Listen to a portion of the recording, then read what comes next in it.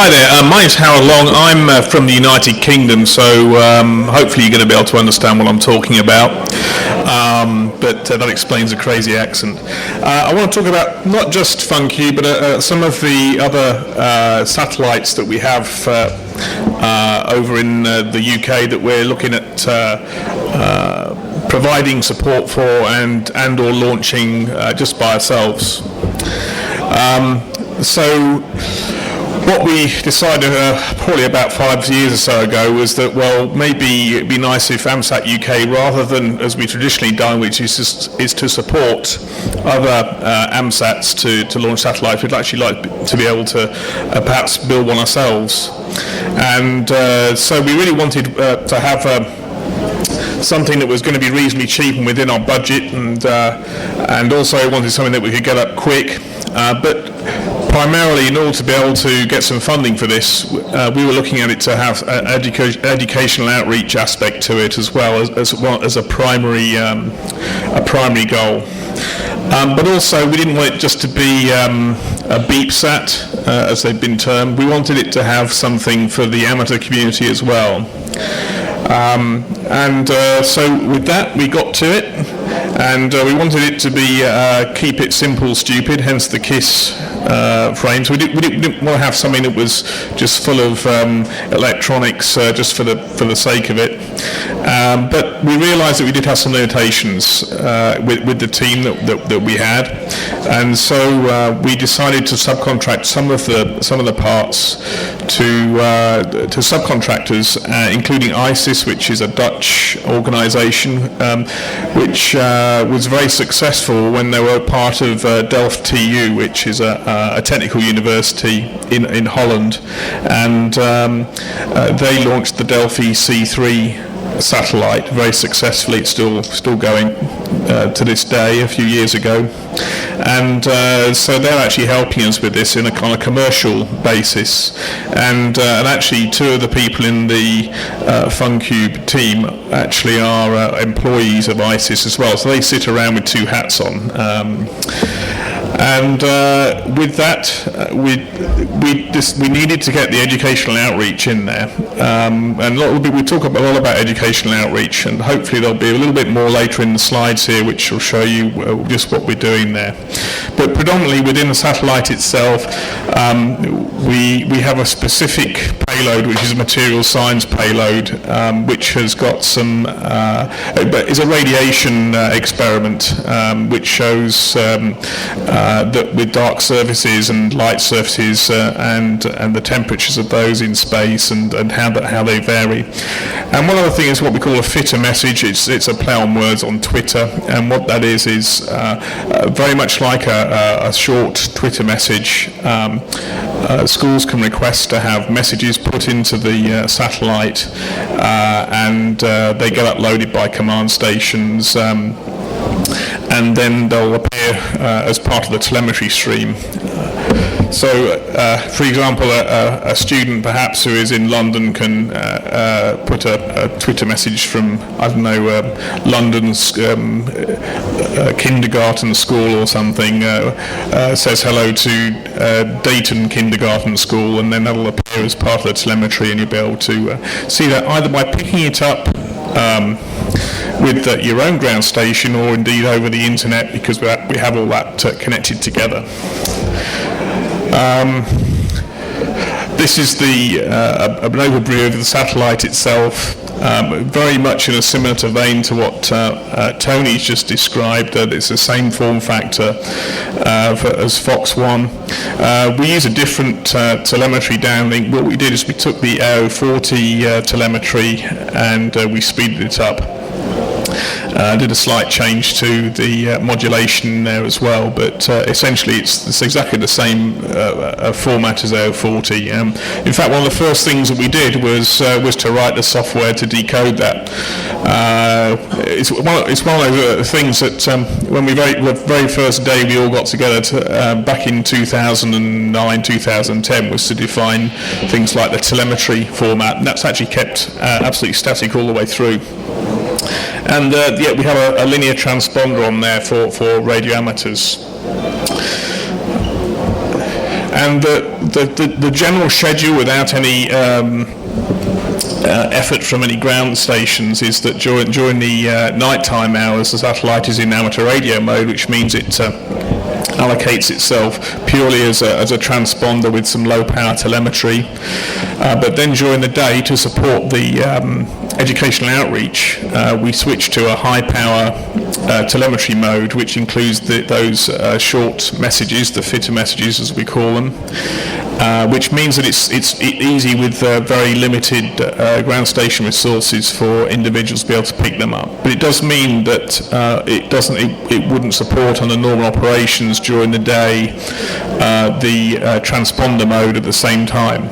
Again, we can override that, but without any interference from any ground station, the default mode is during the night we operate for the amateur service, and during the day it's operated for the educational outreach, which makes sense because the kids are going to be awake during the day and asleep at night, and radio hams like to operate during the evening, so that was how we did that.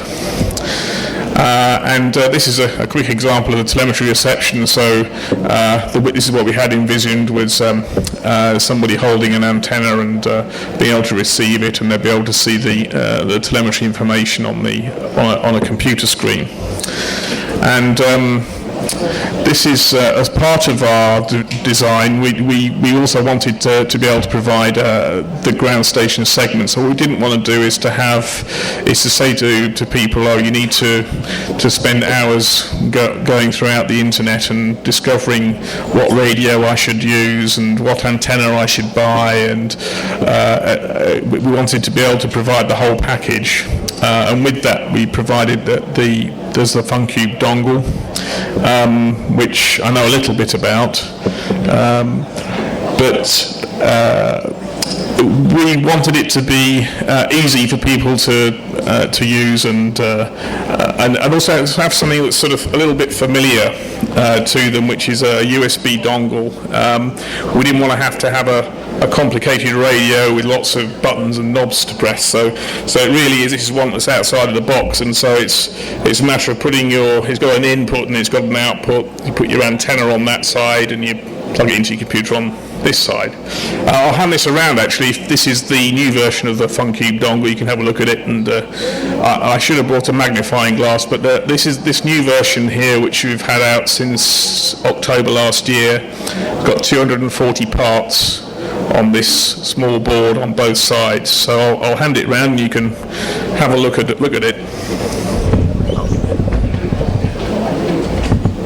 You'd be glad to know there's some ESD protection diodes on there as well. So actually, I think that one actually is a non-working one. So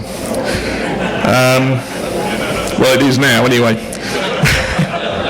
This was the original dongle design, which I did 2 and a bit years ago now, and it was quite similar. It's quite simple in design. It has a tuner chip here. It has an A to D converter here, and something to convert the digital signals to USB here. And that was the base of the very first dongle that we did. This is the new one. As you can see, there's a lot more in it. Particularly really for radio hams now, because we added HF to it, and also one of the problems with the original dongle was that it had front-end filtering, but it's quite low Q front-end filtering, and so people that were in strong signal areas from out-of-band signals like broadcast band had difficulty with overloading. So hence there's 11 different bandpass filters on there to help with that. And you can see this is the difference between this is the old dongle here, the top of it, and this is the new dongle here. These are really quite serious surface acoustic wave filters that we use for 2 meters and 70 sems on there. The bandwidth of the 2 meter filter is 6 megahertz, 3 dB, and 10 megahertz, 40 dB. So it's really quite a nice filter there. And similarly for the 70 sems filter, that has about 24 megahertz, 3 dB bandwidth, and about 50 megahertz, 40 dB bandwidth. But what I've done on the new one is, you can see this was the tuner chip, the A to D converter, and the USB interface, and I've squeezed those all the way into this little spot here. This here is it shows you the bottom side. So this is the old dongle here, which has got nothing on it, and this is the new dongle, which is pretty much covered in parts there. If I just go back here, all of this business here, this is all the extra filtering that we've put on. And similarly on here, pretty much from about here onwards is all to do with the filtering. This is also part of the ground segment, and this shows a telemetry demodulation program. So this is all completely integrated. You put you plug your dongle into your computer with the antenna connected, and it'll demodulate all of the signal and present the telemetry up here. What we're looking at doing is putting some nice pictures on there, so we've got a pictorial representation as well. But that's just if you were connecting the dongle locally to your computer. What if you want to see what the FUNcube Satellite is doing on the other side of the world? Well, we have also the data warehouse. So when you have your dongle plugged into your computer, picking up FUNcube and running the software that I showed earlier, it'll also be streaming that up to a central web server on the internet, and that allows you to be able to see all of that telemetry from all the ground stations. It accumulates it, and of course you can see your fitter messages that have been uploaded too. And well, launches, that's always a problem. I think I've been here about 3 times now, and I've heard the launch is about 6 months away. Well, the launch is still about 6 months away. And we're using a DNEPA launch, which is the ex-ICBM that the Russians have. And the contract has been signed. There's some political shenanigans, which I won't go into any details about, but it's to do with, I won't go into any details about, but it's not to do with AMSAT or non-readiness of any of the payloads. There's a question mark over how many DNEPA launches will actually be going, although we have a contract signed, so hopefully it'll be real soon now. And but September 2013 is what we've been told latest. And what's real nice is that all the fundraising for this is completed, so we won't be asking for any more funds for this particular satellite. Part of the funds, by the way, for this come from the sales of the FUNcube dongle, which perhaps that was something that I seriously did not expect. When we originally did the dongle, we expected to sell about 100 of them. We were never expecting to see, we're about 100 units short of 10,000 now. So, as you can imagine, that's been quite helpful in funding our launch. And I seriously recommend that. If you're looking to get funds for a satellite and the sort of money that Tony was talking about, then as you can imagine, it is possible to approach those sums if you have something extra, something value added you can add there. This is the Yasnis, where it's being launched from in September 2013. I'll probably be back here next year saying it's September 2014, but hopefully not. This was it doing some thermal tests a couple of years ago in RAL, which is, I guess a little bit like your JPL in the US, although probably not quite as impressive an establishment. This is some thermal vacuum testing as well at the same location that we did. So this is really making sure that when you put it into a vacuum, it doesn't blow up. And that's the actual flight model there, sitting on a fixture in a clean room in Delft in Holland. And although it seems to have dragged on this getting the launch, what it has meant is we're not actually sitting there and doing nothing and twiddling our thumbs. We're actually going through and continuously testing and making sure that everything we thought originally it was going to do, it's still going to do. And interestingly, we had a slight panic, I think around about September, October last year, when we discovered that sometimes when the flight model switched on, it didn't come up in the correct mode. And in fact, it came up in an undefined mode, which we weren't expecting, and that was due to when the power went on the unit, there was an undefined state where some of the latches within the CPLD, which is a bit like an FPGA, basically a logic device, came up in an undefined state which wasn't defined within the datasheet. And so I happened to have a bit of spare time in between making dongles, and I went over there, and we discovered that some of these latches were going to a tri-state mode as the power came up, reset themselves to this undefined state. And anyway, we ended up soldering a few pull-down resistors on it at various places, and we managed to fix that. I wish I'd had the picture of it actually, but it's quite impressive. These guys who do soldering in the space industry, that's a heck of a lot better soldering than I do. Now, educational outreach. Now, what we've really managed to achieve in the last few months is getting some real work with the educational outreach aspects, and we have something in the UK called the National Space Academy that's working with the European Space Agency, and that's heavily connected with schools. It's integrated into the curriculum within the UK, and we hope also with the European Space Agency's help we can integrate that within Europe. And that includes creating teacher packages which are designed specifically to work with teachers in education. They have various workshops within places like STEC, which is the ESA's R&D facility, and we're really quite excited about this because this is something that we can really make some progress on with educational outreach, which we haven't had before. There's also another satellite which is mentioned slightly down here, which I'll come on to in a moment, called FUNcube.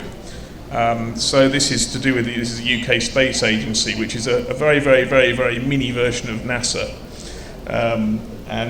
So we're quite excited with that because they're now getting involved with our educational outreach activities as well. So here's a status. Essentially, we're ready to go. There's a little bit of work to do on the ground station software, but it's tweaking around the edges, and all we need now is an absolutely definite launch date. And hopefully, next year, I'll be telling you about how well we did the launch and everything. So that's what we hope for. So I mentioned FUNcube. This is an initiative by the UK Space Agency. They came to us. We didn't go to them, and they invited us to provide some communications payloads for their satellite. And this is it. This is in a clean room. It's a 3U CubeSat, and we take up about a third of it. And essentially, we've duplicated the payloads of FUNcube. So even if our payload doesn't go up soon, we're pretty sure this one will do, because they haven't chosen DNEPA, they've chosen a Soyuz. So it's a little bit of a race between us as to who gets up first. And this is some integration testing that they've been doing in their facilities in Scotland. You can see this is if you like a flat-satted version of flight hardware that they're testing out. They're doing all the integration. So one of the complications of working with third parties is that you have to try to do the integration part, and people aren't always there at the same time when you need them to be able to do that. So that adds an additional dimension to the development on there. But it's nice because we now have two ways of being able to get our payloads up into space. So that's two extra linear transponders in low Earth orbit. So the really nice thing about it is that the educational outreach finally seems to be coming to some sort of fruition. One of the problems that we did have in the UK is the legislation there demands that as part of the Outer Space Act, which was, I think it was the 1970s was when that was put together, you have to have a certain amount of indemnity insurance, which there's no way that we could possibly afford. So what AMSAT-UK have done is they've donated the AMSAT satellite, sorry, the FUNcube satellite, to AMSAT Netherlands, who don't have the indemnity requirement, and so they are going to be flying it for us. But we don't waste any time. Every time we get to meet with somebody in the legislature, is we say, look, this is stupid. You're actually holding back. If we were building satellites that were for commercial TV distribution, we could understand it, but we're not. And so we'd much rather that we were able to truly be able to provide a UK satellite if we could. This is another one that's sort of reared its ugly head. I say ugly because we were first involved in this particular satellite, so this is the third one I'm going to talk about today. Probably about 6 or 7 years ago, and then it all went a little bit quiet. This is a European Space Agency initiative. And suddenly it's become live again, and I got an email just through for me to sign some documentation to commit to being a contractor, in quotes, for it, representing AMSAT-UK. And because the European Space Agency doesn't really understand AMSAT and volunteer organisations, but they do understand commercial organisations, so the FUNcube, the AMSAT-UK element is run by the FUNcube Dongle commercial enterprise, if you like. Actually, on that subject, I mentioned that the FUNcube Dongle is funding a proportion of the FUNcube satellite. It's always very interesting going to the accountants every year, and they ask you, what's this invoice for? And it'll be for something like a stage payment on a launch for a satellite. And accountants just don't get things like that. But still, you know, yeah, takes a little bit of explaining to do, especially on the basis that essentially you're purchasing something. They're trying to work out how they're going to amortize that, because physically you don't have that thing. It's sitting in space, and you're never actually going to be able to physically retrieve it, and it doesn't compute in accountants' minds as to how they're going to deal with that. But the nice thing about going back to ESEO, this is again another European Space Agency educational project which is trying to engage students, university level students. It's quite a big satellite, it's 30 kilos, we have a small part of that, and in conjunction with what they already had prescribed for it, we're proposing a mode LV FM transponder on there. There's a block diagram here, a bit short of time, we'll go through it, but we'll be providing a transponder for us here. This shows a picture of where we're looking at putting the antennas on here in conjunction with what they already have. Some more technical diagrams there.